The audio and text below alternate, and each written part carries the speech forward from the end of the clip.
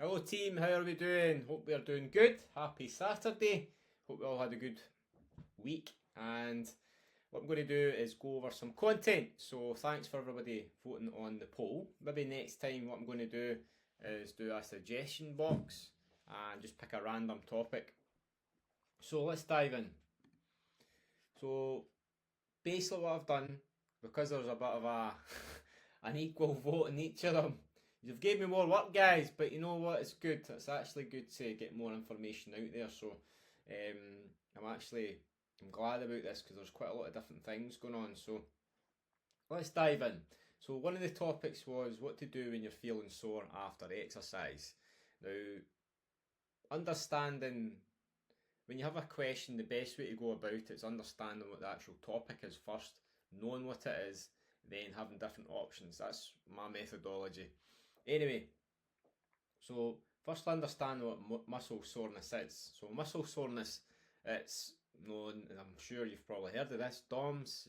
So it's delayed onset muscle soreness, and usually you would feel this when you introduce the muscle to a new stimulus. What I mean by that is, for example, if you just randomly do a workout, you're going to feel sore after it. And you know, as I'm mentioning here, it's a frequent occurrence following a workout, particularly when experimenting with new exercises or increasing the stimulus, and that can be by increasing the weight or increasing the reps. Now, this is important for another topic, which we'll go into very shortly.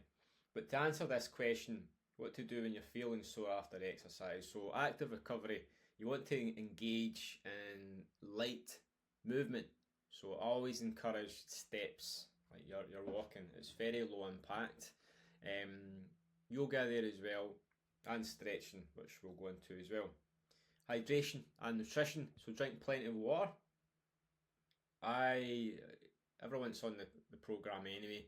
I give you your own water prescription, and you want to make sure not only that you're hitting your water intake, but your protein intake, your carbohydrate intake as well, just to aid muscle repair. So bear that in mind. Sleep, prioritise sleep. You want to try and get at least 7 to 9 quality sleep, 79 hours of quality sleep for optimal recovery. So bear that in mind. Then stretching, so underrated, and a bit of mobility work, part of the program there as well. Put together your own mobility exercises, so make sure you're doing them, guys. Don't skip them out, because you're just going to be more prone to injury, especially if you are doing some progressive overload. And you know, gentle stretching can help reduce tightness. It can aid recovery as well, and it's a good injury prevention method there as well.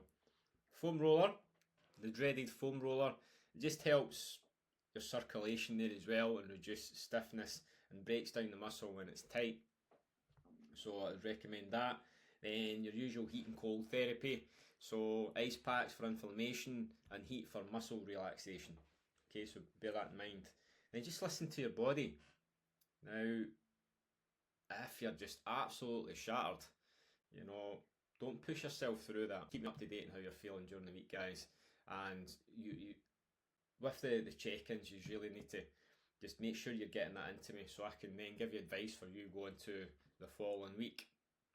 So that pretty much answers like what to do when you're feeling sore after exercise. So the main like takeaway from this is soreness is going to be normal, and you know, these recovery strategies certainly help to reduce any discomfort. So bear that in mind. So let's move on to the next one. So does your metabolism matter? So again, just understand what metabolism is. So in short, metabolism refers to the process through which your body transforms food into energy, and various factors influence your metabolism. For example, your age, your muscle mass, your genetics, your current activity level, and dietary choices there as well. So increase muscle mass. This helps elevate your resting metabolism. Engaging in strength exercise increases your metabolism rate, because you're going to be building more muscle, and for you to actually, in simple terms, to hold on to that muscle, your resting rate is higher, so you're going to be burning more calories. Then the consistency factor, obviously prioritise consistency instead of quick solutions. Like crash diets can, they're not ideal, and you just want to aim for consistent, sustainable habits. Then you have what's called as NEAT, non-exercise activity thermogenesis, bit of a tongue twister there. So this is basically your everyday activities such as your walking, even fidgeting. If like, I know, depends on what job you're doing. If it's an office work, whatever, and you're fidgeting with your pen or whatever. Household chores play a role in calorie expenditure. So it's all these little movements that build up over the day, and that burns energy. Nutrient timing. So you want to consume adequate protein and just whole foods, healthy foods to help maintain your energy balance throughout the day. This is why, in simple terms again, you have your breakfast, lunch, your dinner and snacks in between, because basically you want the energy to be at a higher level. You don't want to have, like a big breakfast and miss out your lunch, then you don't have anything until dinner. It's not ideal. It's not ideal, especially if you're exercising.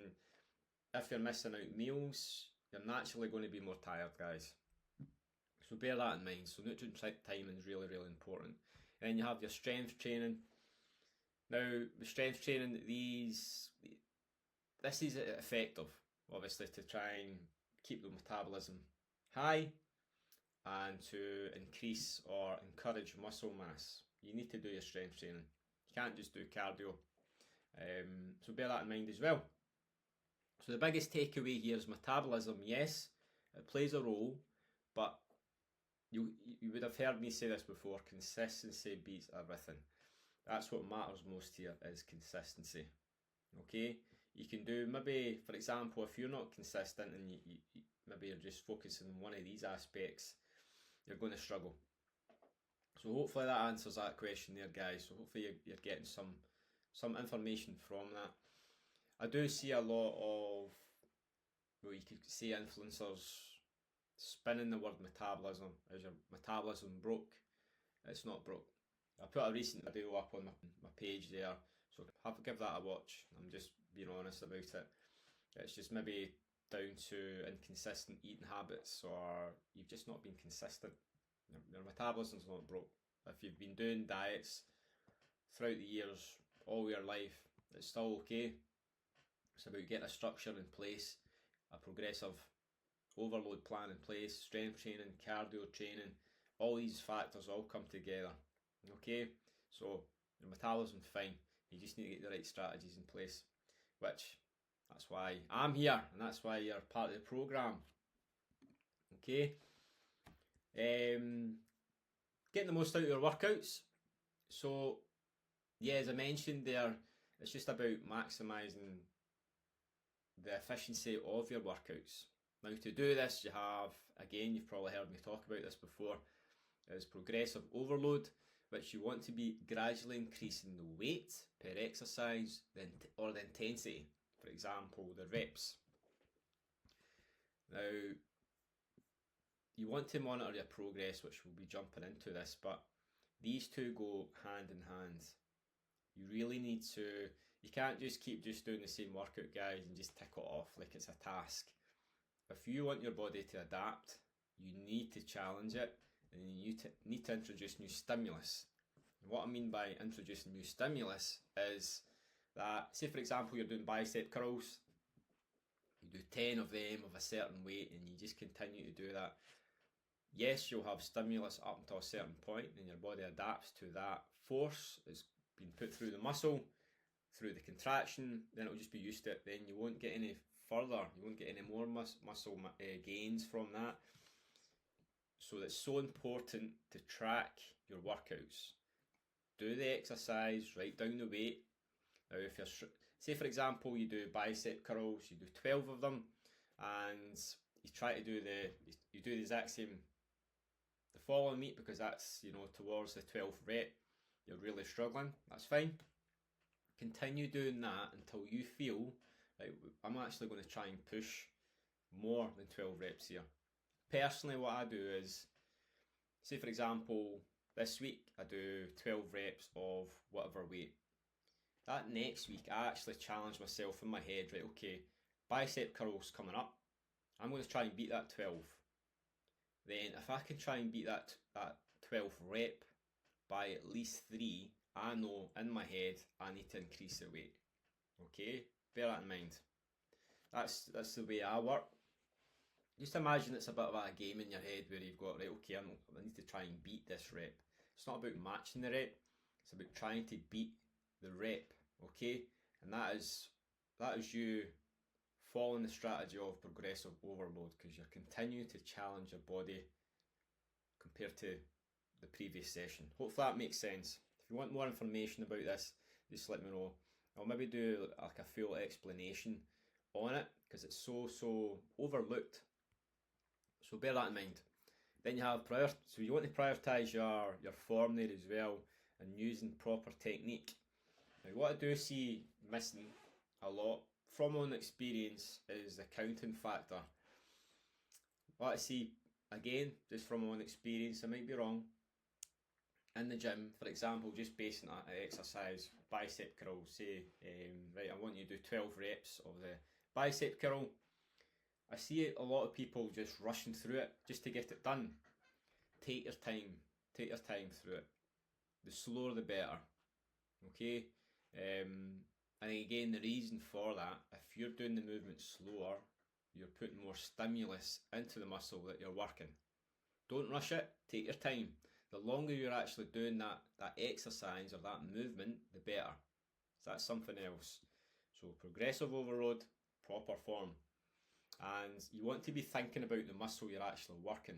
For example, bicep curl, I see quite a lot of people just like using their whole body instead of isolating the muscle.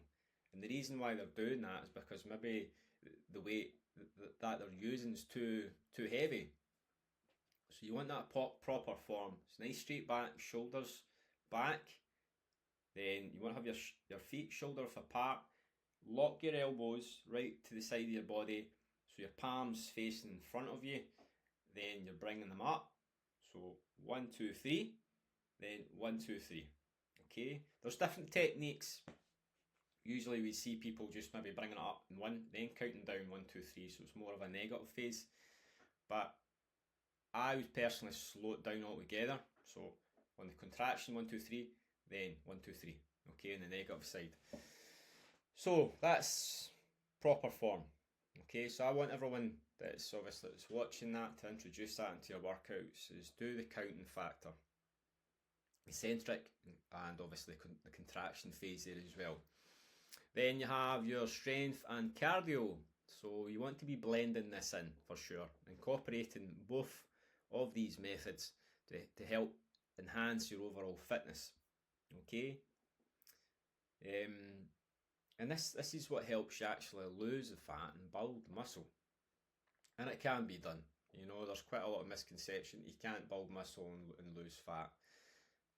You know, don't listen to that. Just focus on your own goal. Focus on what you need to do. Focus on your plan.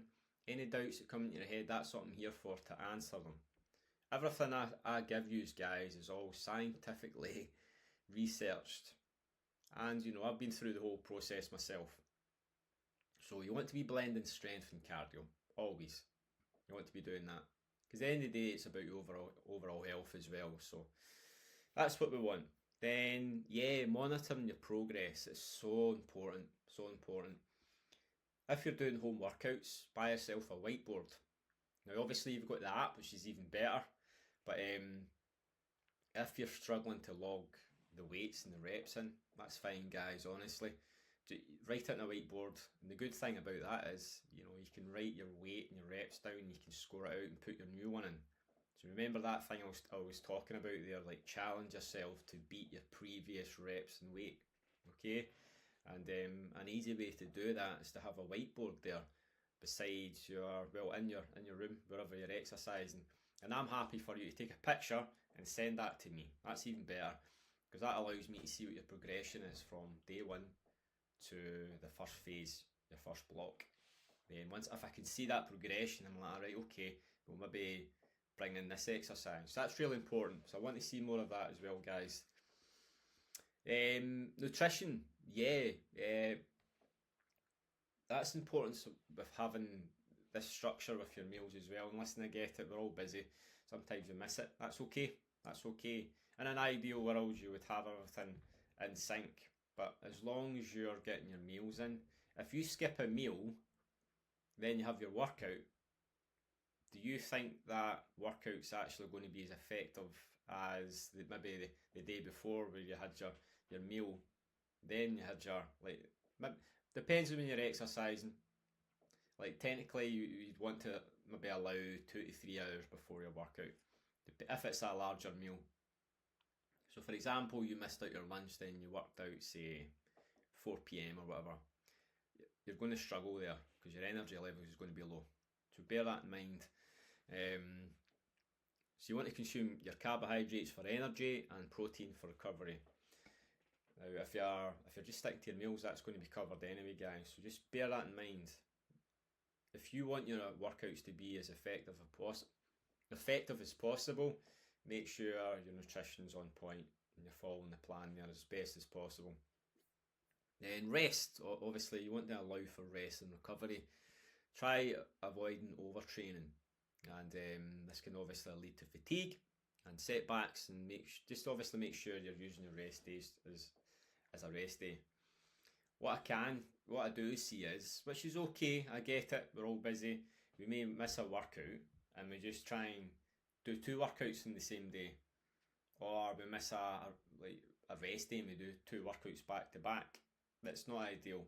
So obviously you want your body to recover, and that'll help with your energy levels for your next workout.